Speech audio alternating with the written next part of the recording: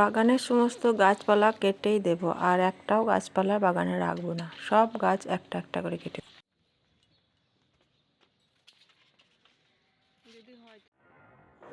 নমস্কার বন্ধুরা, চলে এসেছি একটা নতুন ভিডিও নিয়ে।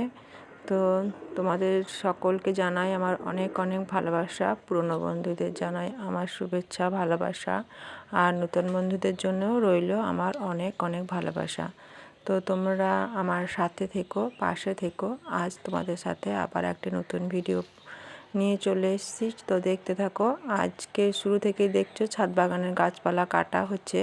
হ্যাঁ, ছাদ বাগানের গাছেদের সমস্ত গাছেদের আমি আজকে কেটে দেব, আর বাগানের কিছু বিশেষ কাজও আছে। তো দেখতে হলে পুরো ভিডিওটা দেখো, কি এমন বিশেষ কাজ আর কি বা এমন যে গাছপালাগুলোকে আমাকে এমনভাবে কেটে দিতে হচ্ছে। তো এমনিতে শীতের সময় এলে গ্রীষ্মকালীন যে সমস্ত ফুলের গাছ আমাদের রয়েছে, জবা, তারপর করবী, এই সমস্ত, এটা হলো জাট্রোফা গাছ।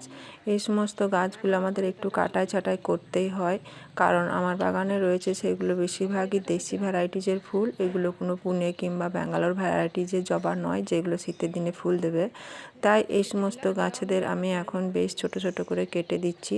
দুটো কারণে গাছ কাটা হচ্ছে। একটা কারণ হলো এই যেটা বলছি তোমার, ওই শীতের দিনে ওরা ডরমেন্সিতে চলে যাবে, ওই জন্য গাছগুলো একটু কেটে দেওয়া হচ্ছে। স্থলপদ্ম ফুল তো বেশ কিছুদিন ধরে ফুল ভালোই ফুটলো, তোমাদের সাথে শেয়ারও করেছি। এটা হলো থোকা, মানে ডবল প্যাটার্নের স্থলপদ্ম, আর একটা রয়েছে সিঙ্গেল প্যাটার্নের। তো যাই হোক, সমস্ত গাছগুলো এখন বেশ ছোট ছোট করে কেটে দেব।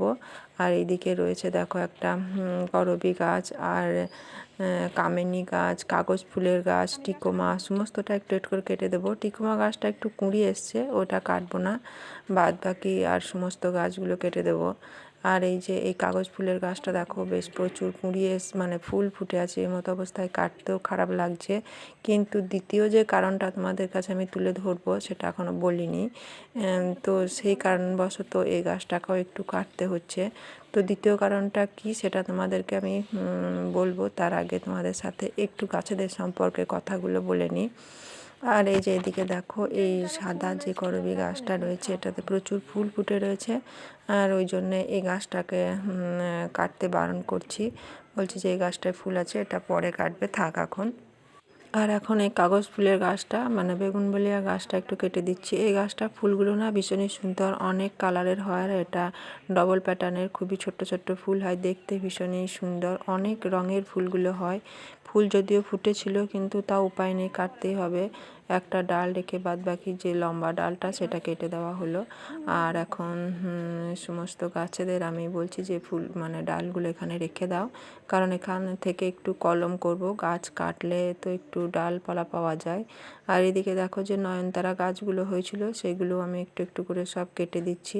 নয়নতারা ফুল তো এখন শীতের দিনে ফুটবে না, ওই জন্য দেখো দেখো কত গাছ কাটা হয়েছে। আর এইদিকে দেখো বোগনভেলিয়া, মানে কাগজ ফুল, আর তোমার স্থলপদ্ম, আর যে ডবল প্যাটার্নের জবা রয়েছে, সেগুলো একটু একটু করে আমি এখন কলম করব। আর সেই জন্য আমি এখন এগুলোকে সব কেটে একটা ছোট্ট ছোট্ট করে কেটে নিচ্ছি। আর কিভাবে কলম করব চলো সেটা তোমাদের সাথে শেয়ার করি। এই যে এগুলো সব মোটামুটি 2 থেকে 3 ইঞ্চি মতো লম্বা করে এইভাবে কেটে নেবে, আর ছোট পাতাগুলো একটু ছোট মানে বাদ দিয়ে দেবে। দিয়ে এইভাবে তোমরা একটু নিচের দিকটা একটু তেঁচড়া করে কাটবে, তাহলে ভালো হবে, আর উপরের দিকটা সমান করে কাটবে। আর তারপর এই যে দেখলে একটা ছিদ্র করা আমি টব নিয়ে নিয়েছি। এটা মাটির টব হলে ভালো হয়, কিন্তু আমার যেহেতু মাটির টব ফাঁকা ছিল না, তাই প্লাস্টিকের টবই নিয়েছি, যেটা নিচে অবশ্যই ছিদ্র থাকবে। আর তারপর এর মধ্যে আমি নিয়ে নিয়েছি লাল বালিটা হাতে করে সমান করে নিয়েছি। আর তারপর আমি এই গ্লাসের জলটা ওই বালির মধ্যে দিয়ে দেব। আর তারপর হাতে করে এভাবে আমি ছোট্ট ছোট্ট মানে ছিদ্র করে নেব বালির মধ্যে। আর তারপর দেখো এই গ্লাসের জলের মধ্যে ডালগুলোকে একটু ভিজিয়ে নিয়ে, তারপর যে আমি দেখালাম কোটোয় রয়েছে, এটা আমার রুটিং হরমোন। এটা সমস্ত গাছের চারা আনার ক্ষেত্রে, মানে শিকড় আনার ক্ষেত্রে খুব ভালো কাজ করে। আর এটা ছাড়াও তোমরা অ্যালোভেরা গাছের যে পিচ্ছিল পদার্থটা পাওয়া যায় জেল টাইপের, সেটা দিয়েও করতে পারো। আর তারপর আমি এগুলোকে ছায়াতে রেখে দিলাম। আর এইভাবে দেখো এই জবা গাছটা আমি লাগিয়েছিলাম কিছুদিন আগে, যদিও এটা মাটিতে দিয়েছিলাম, কিন্তু তাও কত সুন্দর চারা হয়ে গেছে। বলো তো কী বলো তো, গাছে থেকে যে নতুন পাতা গজাবে, নতুন গাছ হবে, এটার একটা ভীষণই আনন্দ, আমাকে খুব ভালো লাগে। তার মধ্যে কেউ বন্ধুবান্ধব যদি কোনো সময়ে বলে যে গাছের চারা করে দিতে, তখন এইগুলো তাদেরকে দেওয়াও যায়। ওই জন্য এই চারাগুলো, আর ডালটা তো ফেলেই দেবো, ওই জন্য একটু রেখে দিয়ে এইভাবে আমি কলম বানিয়ে দিলাম। যখনই গাছের ডালে কাটাই ছাঁটাই করি তখনই একটু একটু করে আমি এইভাবে ডাল থেকে একটু কলম বানিয়ে নিই, তাতে করে সকলকে দেওয়াও যায়, আবার নিজেদেরও দরকার পড়লে লাগাতে পারা যায়। তো যাই হোক, কথা বলতে বলতে আমার ওই দিকের কাজ শেষ, আর এখন আমি বাদবাকি যে সমস্ত কাটাই ডাল ছিল সেগুলো ফেলে দিলাম। আর তারপর আমি চলে এসেছি এখন গুটি গুটি পায়ে মাটিগুলো পরিষ্কার করতে। এই যে এই ব্যাগের মধ্যে আমি গাছ লাগিয়েছিলাম বর্ষাকালে, দোপাটি আরও যে সমস্ত গাছ, সেগুলো মানে প্যাকেটগুলো ছিঁড়ে গেছে, পলি ব্যাগগুলো। আর এই মাটিগুলো আমি এখন এক জায়গায় রেখে দেবো, তাই মাটি মানে করছি, মাটিগুলো মানে বের করে ফেলছি। আর তার সাথে এই যে দেখো দুটো ওলের যে আমি মুখে বসিয়েছিলাম তার থেকে বেশ ওল হয়ে গেছে, তোমাদেরকে দেখালাম। তো ওলটা আমি নিয়ে নিলাম বের করে। আর তার সাথে রেন লিলিরও একটা বাল্ব ছিল, যেটা থেকে অনেক নতুন গাছও করা যাবে। তো তারপর আমি বস্তার মধ্যে সমস্ত মাটিটা ভরে রেখে দিলাম, পাতা পাচা সমস্ত কিছুই দিয়ে রেখেছি, যার ফলে মাটিটা বেশ উর্বর হয়ে যাবে। আর এইদিকে দেখো আমার চন্দ্রমল্লিকা গাছগুলো কত কুঁড়ি এসছে, কিন্তু কিছু করার নেই, গাছগুলো এভাবে আমাকে তুলে রাখতেই হবে, কারণ ছাদটা ফাঁকা করতে হবে। তো আমি এখন চলে এসেছি, যে সমস্ত গাছগুলো আমার এই ছাদের মধ্যে নিচে নামানো রয়েছে সেইগুলো আমি এই সানসেটের উপরে একটু তুলে দিচ্ছি। গাছগুলোতে প্রচুর কুঁড়ি এসছে, তোমাদেরকে সেগুলো দেখাবো চলো, কিন্তু উপায় নেই, ছাদটা পরিষ্কার করতে হবে। আর যেই জন্য 2 নম্বর কারণ ছাদের এত কাটাই ছাঁটাই এত পরিষ্কার, সেই কারণটা তোমাদের এবার বলছি শোনো। কারণ হলো ছাদটা আমাদের এখন মিস্ত্রি কাজ করবে আর জল ছাদ বানানো হবে, ওই জন্যই ছাদটাতে এখন ব্যবস্থা চলছে, গাছগুলো সরানোর আরও সমস্ত কিছু কাজ চলছে। আর এই গাছগুলো এক সাইজ করে তুলে না রাখলে গাছগুলো টবগুলো ভেঙে যাবে, আর তারপর তোমার ওদের কাজ করতে অসুবিধা হবে। আর সেই জন্য আমি এখন সমস্ত টবগুলোকে এক এক করে গুছিয়ে রাখছি।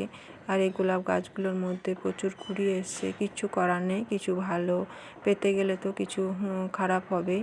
গাঁদা গাছেও প্রচুর কুঁড়ি এসছে, দেখে কষ্ট লাগছে, কিন্তু কিছু করার নেই। এই বছরে যা বর্ষা হয়েছিল তাতে করে ছাদটা জল ছাদ না করলে কিন্তু ক্ষতি হতে পারে। তো এই যে দেখো আমার 4 তলার ছাদ থেকে এখন মিস্ত্রি কাজ শুরু করেছে, তার ড্রাগন গাছগুলো তুলে দিয়েছে উপরে, দেখতেই পাচ্ছ এখন কাজ চলছে, আর সেই শব্দও উঠছে প্রচুর। এখন ছাদের এইভাবে এখন প্রসেসিংয়ের কাজ চলছে, হয়তো 4-5 দিন লেগেই যাবে। তারপর জল ভরা এইসব করতে করতে জানি না গাছগুলো কতটা কী ক্ষতি হবে, কিন্তু এখন কিছু করার নেই, কাজটা তো করতেই হবে। তা দেখো গাছ মানে ছাদের মাঝামাঝি গাছগুলো অনেক তোলা হয়েছে, সাইডেরগুলো এখনও তুলতে বাকি রয়েছে, এগুলো ওরাই তুলে দেবে, কারণ এগুলো প্রচুর ভারী আছে, আমার দ্বারা হবে না। আর এই যে দেখো টবগুলো আমি কেমন এক এক করে সাজিয়ে রেখে দিয়েছি, সমস্ত টবগুলো সব এই সানসেটের মধ্যে মাঝে গাছ আছে, তার মধ্যেও চাপানো রয়েছে। আর এই গাঁদা গাছগুলো দেখো কত সুন্দর হয়েছিল, জানি না কী অবস্থা হবে এদের, সব একসাথে রেখে এইভাবে হয়তো কোনোটা জল পাবে কোনোটা পাবে না। এদিকে দেখো চন্দ্রমল্লিকা কত কুঁড়ি হয়েছে, কুঁড়িগুলো যদি একটু নড়াচড়া হয় তাহলেই ভেঙে যাবে, কি জানি কতটা থাকবে আর কতটা তোমাদের সামনে তুলে ধরতে পারবো। তো যাই হোক, আজকের ভিডিওটা তোমাদের এইভাবেই সাজিয়ে দিলাম, তোমাদের মতামত সম্পর্কে জানিও। আর তোমরা সকলে ভালো থেকো, সুস্থ থেকো। ভিডিওটা আর বেশি দূর বাড়াবো না, তোমাদের শুভকামনা করি সকলের শারীরিক। আর গাঁদা গাছগুলো কুড়ি দেখাতে চাইছি আর কি, ফুল কবে হবে, এখন ফুল কি হবে না আদৌ ভেঙে যাবে তাও জানি না।